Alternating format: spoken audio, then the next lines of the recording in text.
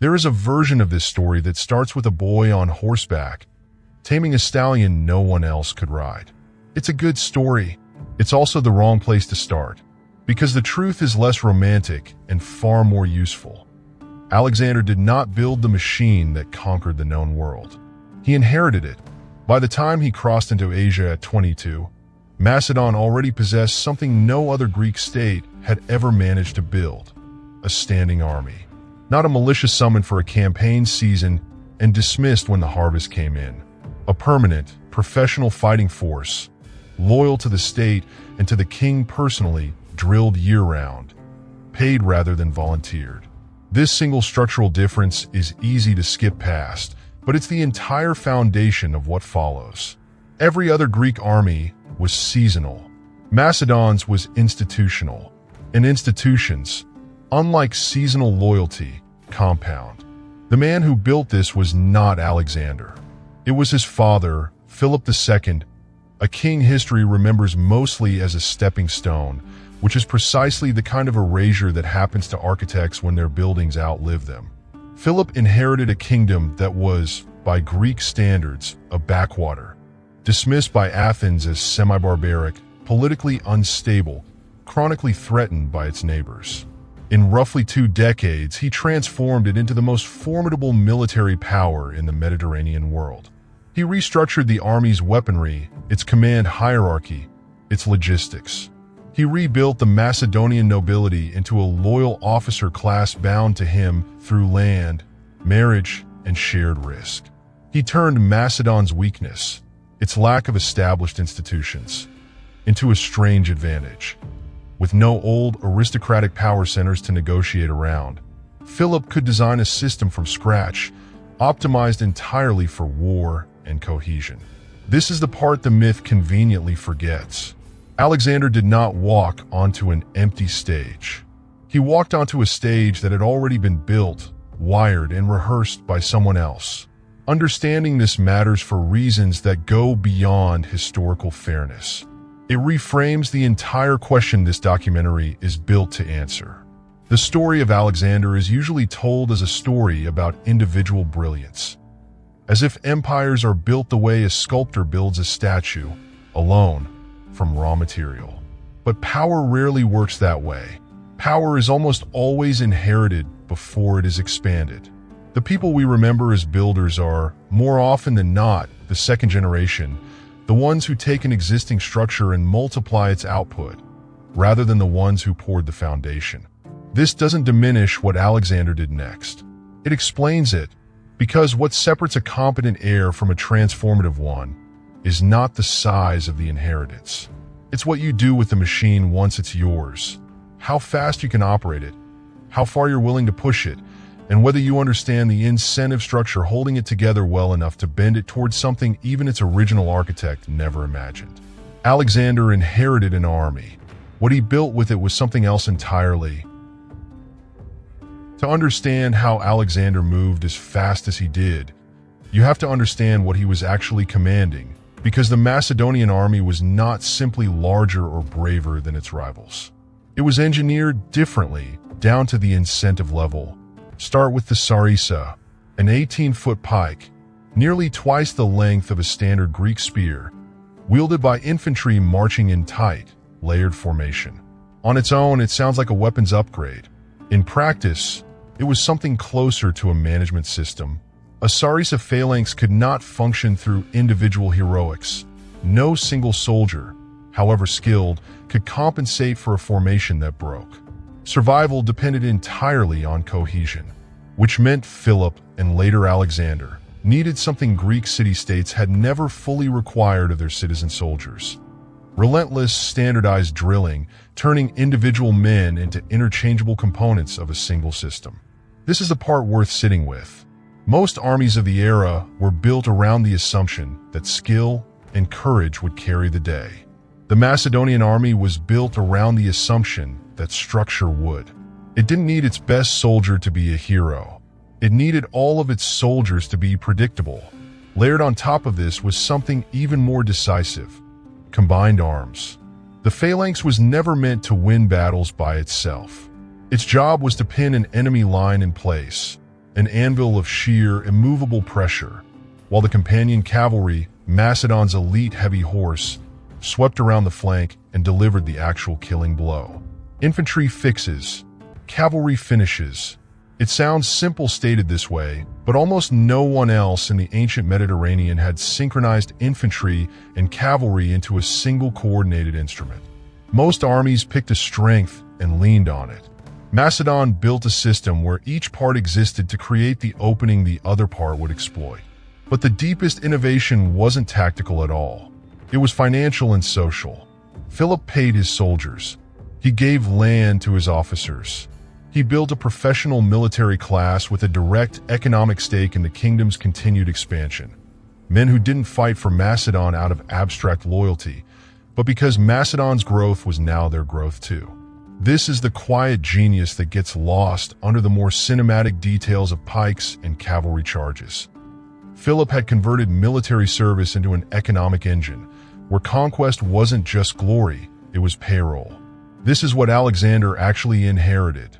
Not just weapons and formations, but an incentive structure. A machine where every soldier's personal advancement was wired directly into the campaign's continued success. An army like this doesn't need to be inspired to keep moving. It needs to keep winning because winning is what it's paid to do. Which raises the obvious question. A machine this refined, this dangerous, still needs a target weak enough to exploit and rich enough to be worth the risk. Alexander found exactly that directly across the Aegean, in an empire the rest of the world still believed was invincible. From the outside, the Persian Empire looked like the most secure power structure on Earth. It stretched from the Aegean coast to the Indus River, the largest empire humanity had yet produced, governing more than 20 distinct peoples, controlling the ancient world's most productive farmland and richest trade routes. Its treasury held more gold than any single kingdom in Greece could imagine. For nearly 2 centuries, no serious power had managed to threaten its core. By every visible measure, Persia was not just strong. It was the standard against which strength was measured. But size and stability are not the same thing, and empires rarely collapse from the outside first. They rot from the inside, and the rot is usually invisible to anyone who only looks at the map. Persia's actual vulnerability was structural, not military. The empire ran on a system of satraps. Regional governors granted enormous autonomy in exchange for loyalty and tribute. This arrangement worked well when the throne in Persepolis was strong and the succession was clean. It worked far less well when it wasn't. And by the time Alexander crossed into Asia, it hadn't been either for decades. The Persian throne had been rocked by a string of assassinations, coups, and contested successions. Darius III, the king Alexander would eventually face, had not inherited the crown through unquestioned legitimacy. He had maneuvered his way onto it, which meant his authority over his own satraps was in practice negotiated rather than assumed. This is the detail that separates a real strategist from a lucky one. Alexander didn't need Persian spies to tell him the empire was fractured. Greek mercenaries had served in Persian armies for generations, and reports of Persia's internal instability had been circulating through Greek courts for years. The information was available to anyone. What Alexander had that almost no one else possessed was the willingness to act on it, to treat a well-known weakness as an actual opportunity rather than background noise. There's a pattern here worth naming, because it recurs throughout history far beyond Alexander. The empires that look the most unbeatable are often the ones running furthest ahead of their own legitimacy. Persia governed through tribute and fear, not shared identity. Its satraps were loyal to their own survival first, the throne second. Its enormous size, which looked like strength, was also a liability. A system so large that no single force could move fast enough to hold it together if a real crisis hit every province at once. Alexander understood something most invaders never grasp.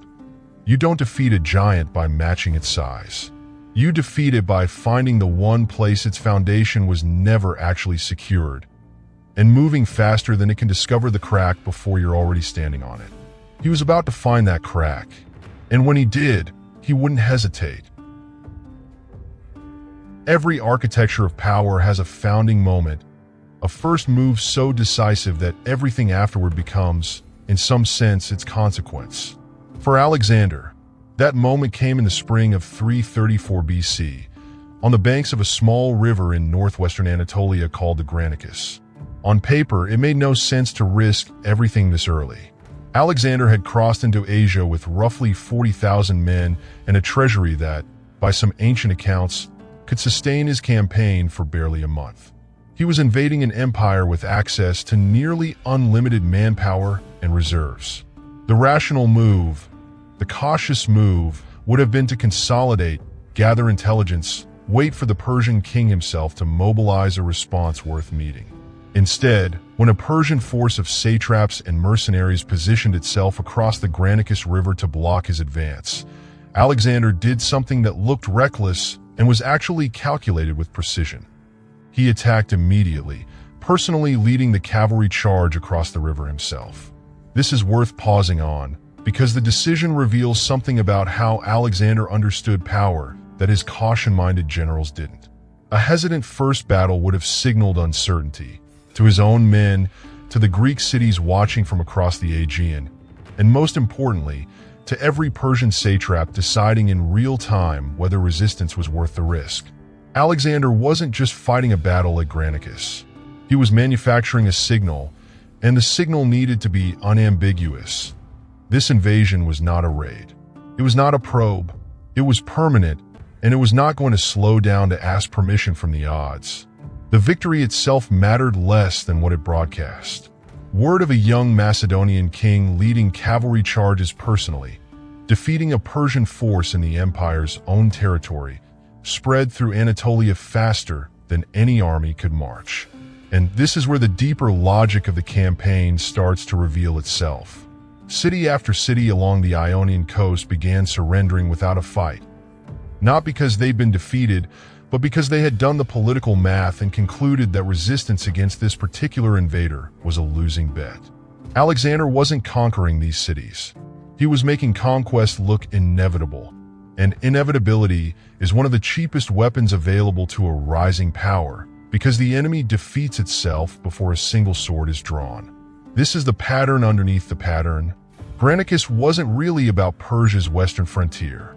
It was a legitimacy transaction, disguised as a battle, proof, delivered violently and publicly, that the machine Philip built could now be pointed at the largest empire on earth and win. Alexander had made his first move. The empire hadn't yet begun to panic, but the crack in its foundation had just been struck hard for the first time, and the sound of it was about to travel. If Granicus was the signal, what came next was the doctrine. And the doctrine can be stated in a single sentence. Alexander understood that speed was not a battlefield tactic. It was a political weapon, and it worked on a timescale his enemies could never match. Consider what an empire the size of Persia actually required to respond to a threat. Word had to travel from the frontier to Persepolis or Babylon. Weeks, sometimes months, depending on the season and the messenger. The king had to convene his court, weigh competing counsel, decide on a strategy. Satraps across a dozen provinces had to be summoned, and summoning them meant negotiating, because their loyalty was never automatic. Armies had to be levied, provisioned, marched to a rendezvous point that might be hundreds of miles from where they were raised. Every single one of these steps took time, and time, in an empire this size, was the one resource its structure was never built to conserve. Alexander attacked that structure directly, not with a bigger army, but with a faster clock. He moved his forces at a pace that ancient military logistics considered close to impossible, force marching through terrain that opposing commanders assumed would slow him for weeks. He struck cities before their garrisons could be reinforced. He forced decisive battles before Persian coalitions could fully assemble. Again and again, the pattern repeats. Persia's response time became the actual enemy Alexander was fighting, more than any single Persian general. This is what separates velocity as a doctrine from velocity as an accident. Alexander wasn't simply moving fast because his army was disciplined, though it was. He was moving fast because he understood a truth about coalitions that remains true in politics, business, and war alike. Consensus takes time, and time is the raw material every resistance movement needs to organize. Deny an opponent that raw material, and you don't just win battles. You prevent your opponent from ever building the alliance that could have stopped you in the first place. Every Persian satrap who might have coordinated a unified defense instead found himself facing Alexander alone, on a timeline he didn't choose, because the coalition that could have saved him was still being negotiated 3 provinces away. There's a deeper principle buried here, one that echoes far beyond the ancient world. Slow-moving power gives its opponents room to think, to organize, to calculate the odds, and choose resistance. Fast-moving power collapses that room entirely. It forces a binary choice: submit now or fight alone, immediately, with no time to build support. Most cities, most satraps, most kings facing that choice will choose submission, not out of cowardice, but out of arithmetic. Alexander understood he could manufacture that arithmetic simply by refusing to slow down. But every weapon has a cost, and speed is no exception.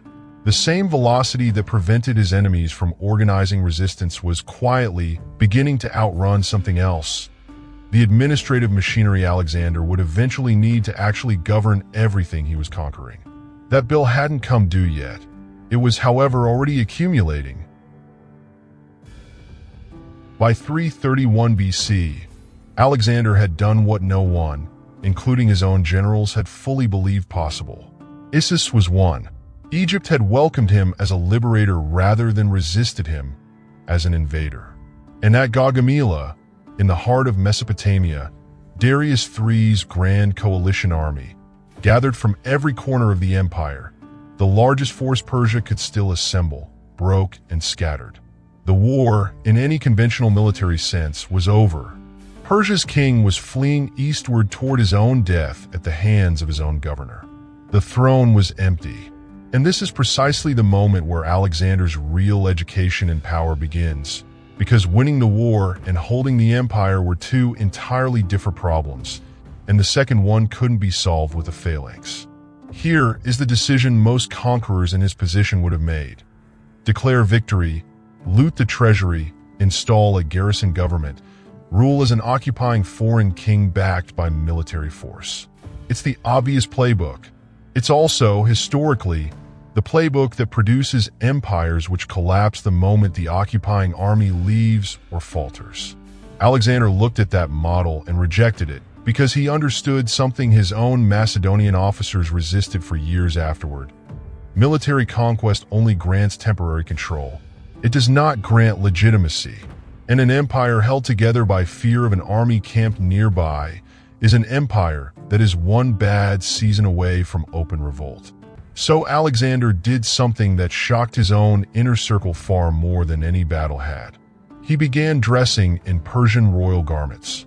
He adopted elements of Persian court ceremony, including proskynesis, the formal prostration Persian subjects performed before their king. He retained Persian administrators in their existing posts rather than replacing them wholesale with Macedonians. He began presenting himself not as the man who destroyed the Achaemenid throne, but as its rightful continuation, the legitimate successor to Darius, mourning his predecessor's death rather than celebrating it, even giving Darius a royal funeral. To his Macedonian soldiers, this looked like betrayal, a Greek king going native, abandoning the identity that had carried them this far. Several of his closest companions said so openly, and some paid for that opposition with their lives. But their objection missed the actual strategy unfolding in front of them. Alexander wasn't abandoning his identity. He was solving a problem that pure conquest could never solve on its own. How do you govern 20 different peoples, none of whom share your language, your gods, or your concept of kingship, without keeping 500,000 soldiers permanently stationed to enforce it? The answer he arrived at was as old as power itself. Even if few conquerors have had the discipline to follow it through.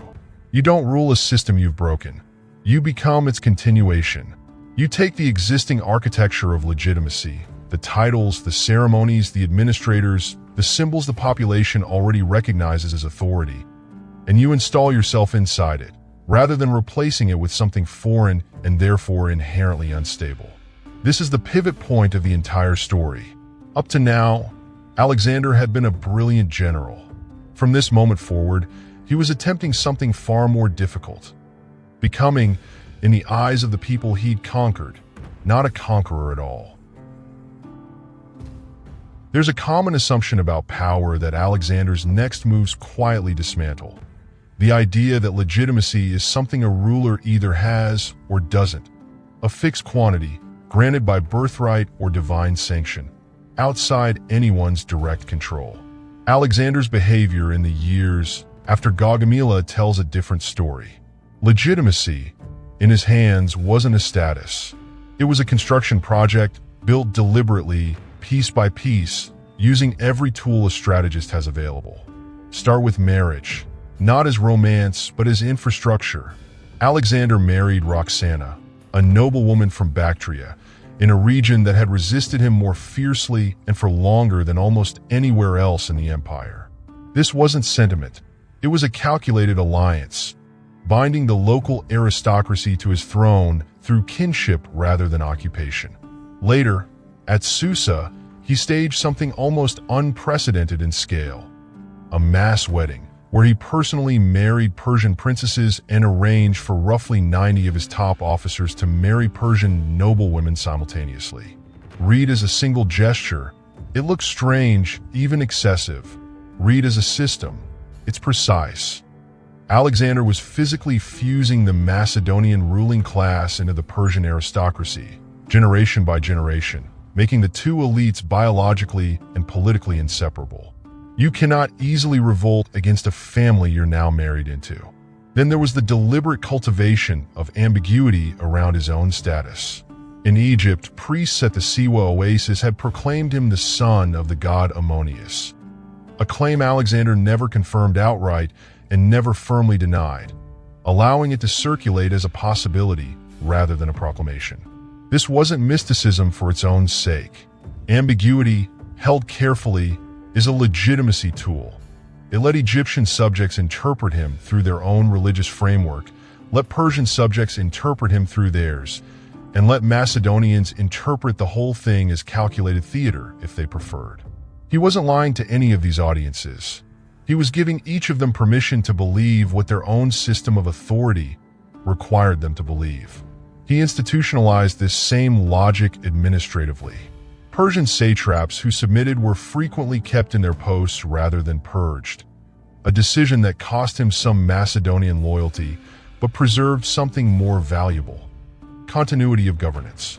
Local elites saw a system that still functioned, still recognized their authority, still ran on familiar rules. The empire's plumbing didn't need to be torn out and rebuilt. It needed a new name on the deed. What's easy to miss, looking at these moves individually, is how coordinated they actually were as a system. Marriage-bound elites. Religious ambiguity satisfied competing belief systems. Administrative continuity reassured a bureaucracy that could have collapsed into chaos. None of these were separate gestures of a king improvising. They were components of a single machine engineered for one purpose: manufacturing consent at a speed that matched the speed of his conquest. And this is the deeper principle worth carrying forward because it applies to founders, executives, and political leaders as much as ancient kings. Authority built purely on force has a shelf life measured in the patience of the people being forced. Authority built on manufactured legitimacy, symbols, kinship, continuity, shared belief, can outlast the individual who built it, because it no longer depends entirely on him standing there enforcing it. That, at least, was the theory. Whether Alexander's architecture could actually survive without Alexander in it was a question the empire hadn't yet been forced to answer. By 327 BC, Alexander commanded territory stretching from the Adriatic coast to the edge of India, a landmass no single government in human history had yet attempted to administer as one unit. And here the story reaches a problem that no amount of strategic brilliance could fully solve, because it wasn't a problem of strategy. It was a problem of physics. An empire, at its core, is an information and logistics system.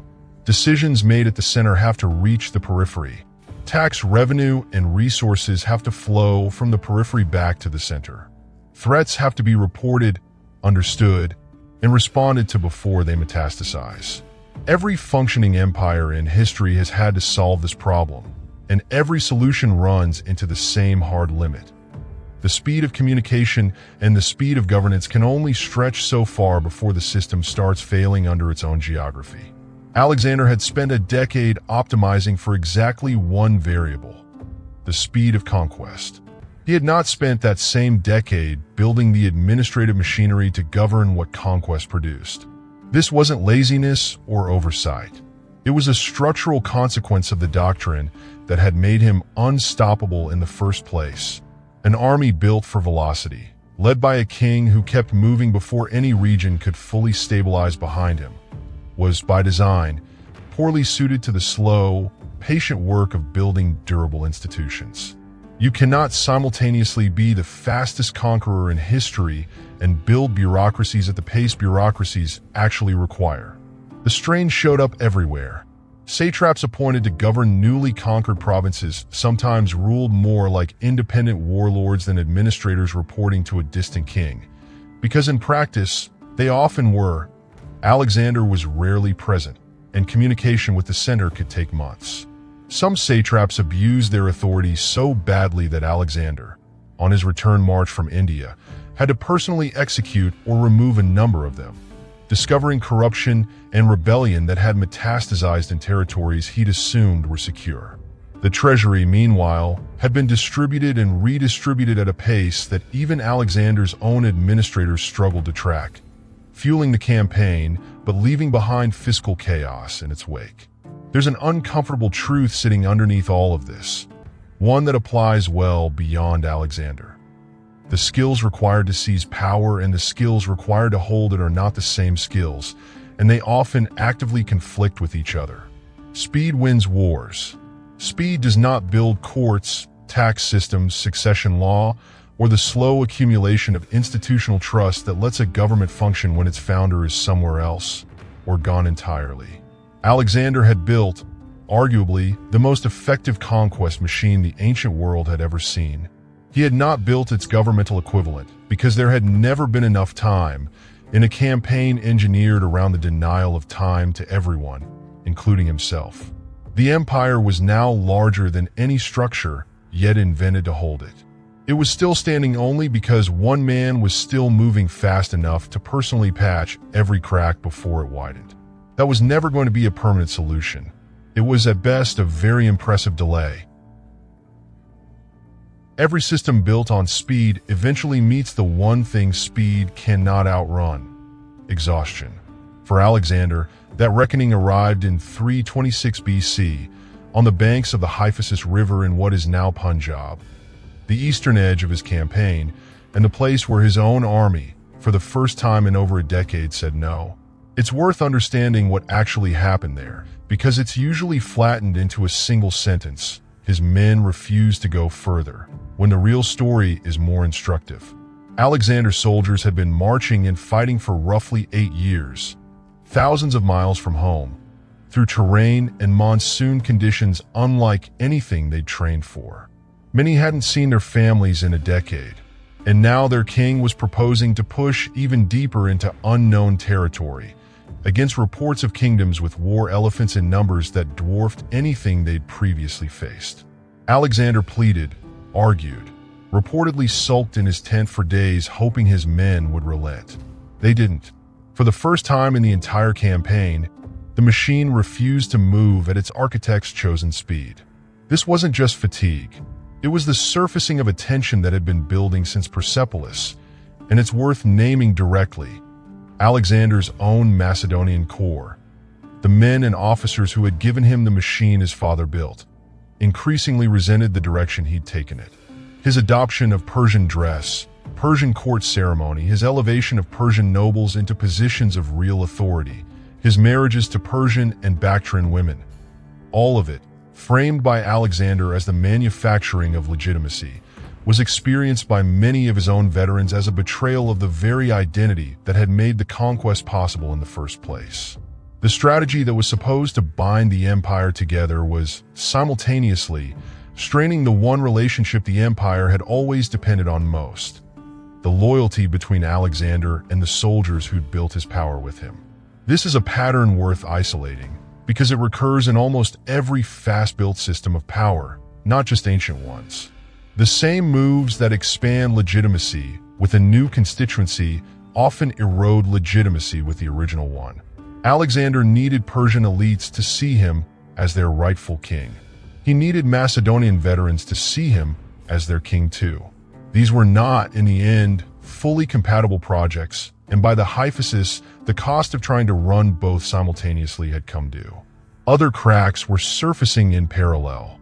The mutiny at Opis, a year later, would reveal the same tension in sharper form. Macedonian soldiers, enraged at the integration of Persian troops into elite military units, refusing orders outright until Alexander, in a calculated act of reconciliation, staged a mass banquet symbolically uniting Macedonians and Persians as one people under one king.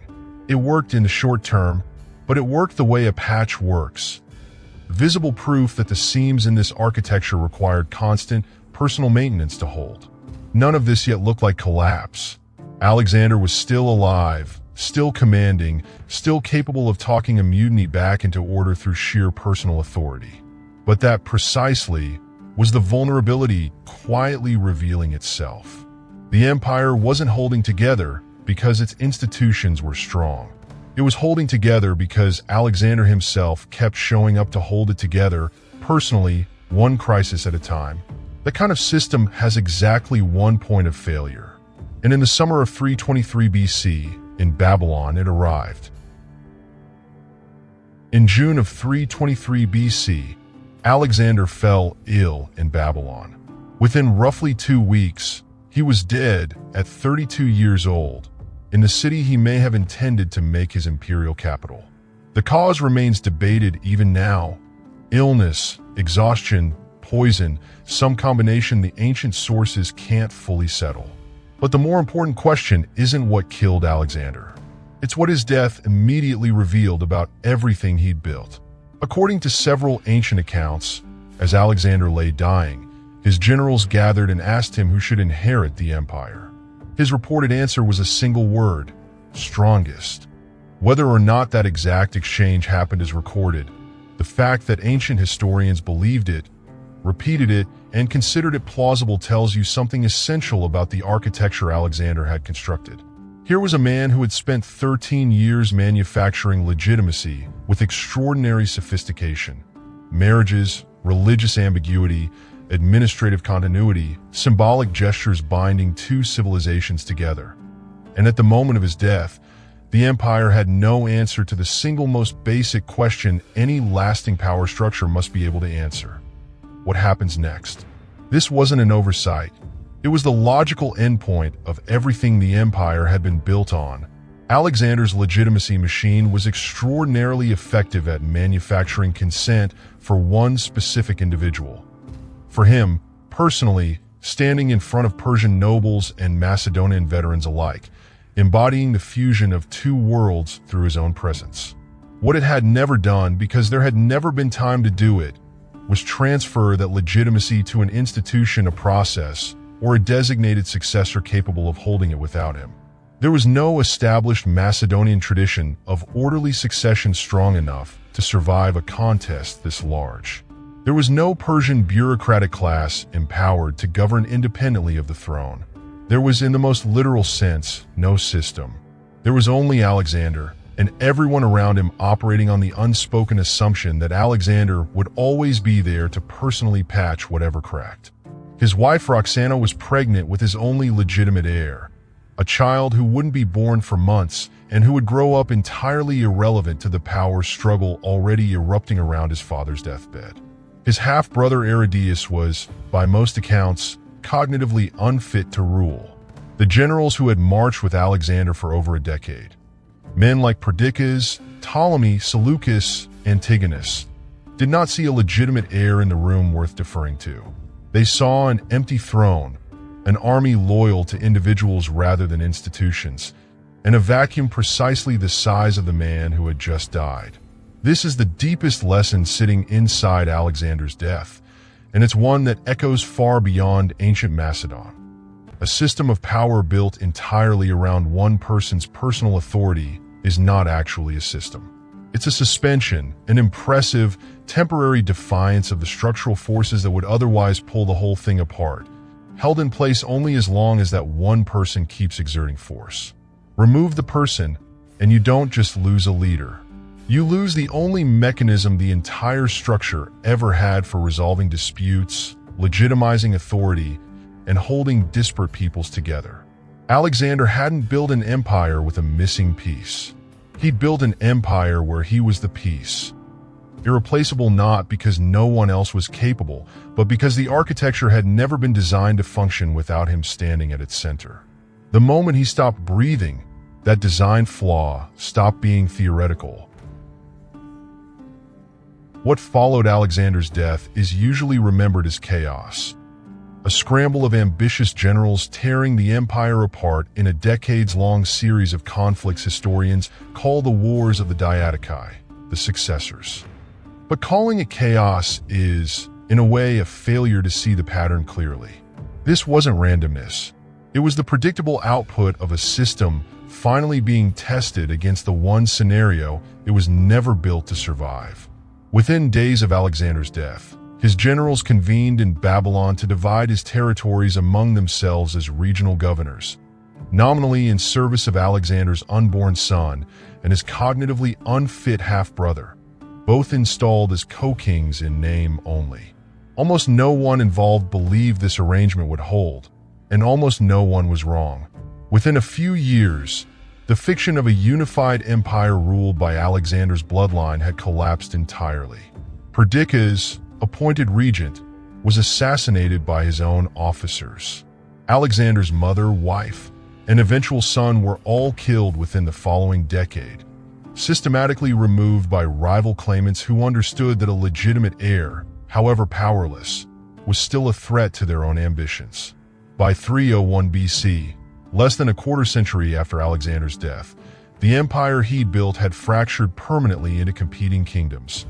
Ptolemaic Egypt, the Seleucid Empire stretching across the former Persian heartland, Antigonid Macedon, each ruled by a former general who had simply taken the portion of the machine he happened to be standing closest to when it broke.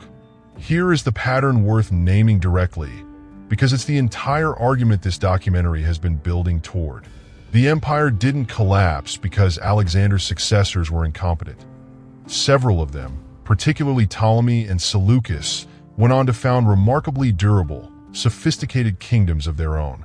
It collapsed because the thing Alexander had built was never actually one empire with one architecture. It was 13 years of conquest moving faster than institution building ever could, held together by continuous, personal, improvised patchwork. Legitimacy manufactured through marriages and symbols and Alexander's own physical presence, rather than embedded in laws, offices, and processes that could function independently of any single individual. Speed had been the entire strategy. Speed was also, unavoidably, the reason there had never been time to build what every lasting power structure eventually requires. A mechanism for transferring authority that doesn't depend on the authority holder still being alive to enforce it. Rome, centuries later, would spend generations experimenting with exactly this problem. Consuls, then triumvirates, then an imperial system with its own deep flaws, but at least an evolving attempt at institutional continuity. Alexander never got the chance to attempt it at all, because his entire method of building power had been organized around the denial of the one resource that institution building actually requires: time. This is why the Wars of the Diadochi shouldn't be read as an accident that happened to Alexander's empire. They should be read as the empire's actual design revealing itself under pressure. The logical, almost mathematical consequence of building the fastest expansion of power in the ancient world without ever pausing long enough to build the architecture that could have outlived it. The empire didn't fall despite how it was built. It fell because of how it was built. Those were never two different stories. There's a temptation, at the end of a story like this, to ask whether Alexander succeeded or failed. It's the wrong question. It assumes power is a final score, measured at the moment a life ends, rather than what it actually is, a structure still operating under the same physical laws long after the person who built it is gone. By that measure, Alexander didn't fail. He revealed something. He ran the fastest, most extreme experiment history has ever produced in a single question. How much territory, how much authority, how much legitimacy can one person manufacture before the structure holding it collapses under its own velocity? No one before him had pushed that experiment this far. No one since has matched his pace. And the answer his empire gave us, in the years following his death, wasn't ambiguous. Speed can build an empire faster than any architecture can be built to hold it. That gap between how fast power can be seized and how slowly legitimacy actually needs to be constructed is where every fast-built empire eventually goes to die. This is not a story unique to the ancient world, which is precisely why it still matters.